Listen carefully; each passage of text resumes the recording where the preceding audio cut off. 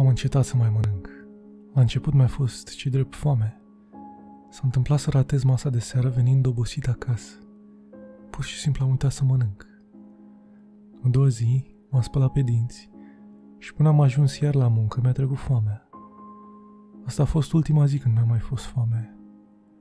Am deschis frigiderul, mâncare în stânga, mâncare în dreapta, dar nimic care să-mi facă cu ochiul, așa că am renunțat.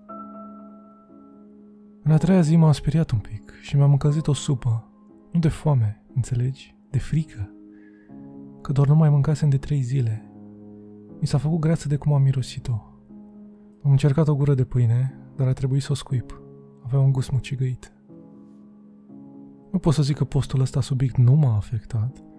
De obicei mergeam regulat la baie, acum nimic. O mică problemă. În dimineața zilei a 4-a m-am trezit cu o durere în gât. Nimic serios, dar simțeam că mă frec cu glașpapir pe grumaz de fiecare dată când înghit. Aveam niște gâlme oribile. Până și aerul venea cu ghiomotoace. 4 zile fără mâncare. Da, și atunci mi-am adus aminte. Uitasem să beau în tot timpul ăsta. Aveam gâtul uscat precum Sahara. Așa, într-o exagerare clasică. Am băut un pahar cu apă. Trebuie să fac chestia asta mai des. 5 zile fără mâncare. Nu mă simt obosit. Și nu mi-e foame. Văd o banană în bucătărie. Nu arată rău. Dar mai bine mă abțin. Cum ar fi să nu mai mănânc niciodată? Ar fi minunat. Iluminarea începe acum. Trebuie doar să rezist încă o zi, 2. Și am scăpat de dependența asta ridicolă pentru mâncare. Fantastic. Dacă pot controla asta, oare ce altceva pot face? În ziua a 6-a s-a întâmplat ceva ciudat. Cred că am făcut un pas greșit pe undeva. Am început să-mi controlez respirația și acum nu mai mă pot opri.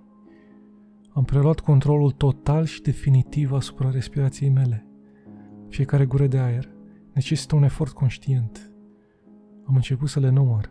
Am respirat de 5628 de ori azi. Voi încerca să stau treaz și să trec și peste asta. Ziua a 7-a. A doua zi fără somn. Nu mi-e foame. Nu sunt adormit. Nu cred că voi mai continua mult cu respiratul ăsta mecanic. Poate pot renunța și la el. Măcar să iau o pauză. Câteva minute. Acum.